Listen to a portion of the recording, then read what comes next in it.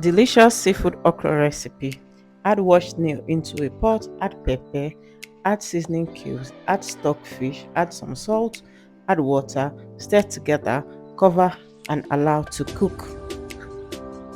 Here is the list of ingredients we are going to be using for this recipe. Once your snail is cooked, in a heated pot, going with palm oil.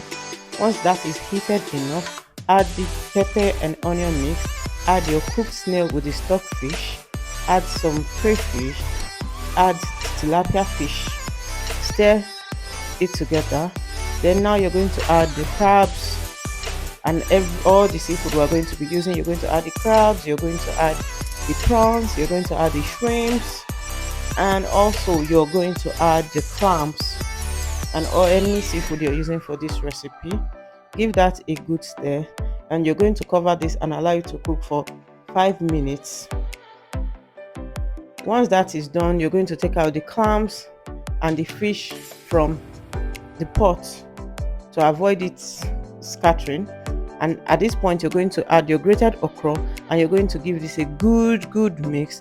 Now you're going to add more seasoning cubes and more crayfish, and you're going to stir this together. Now add your sliced okra, give it a good stir, allow it to cook for 2 minutes.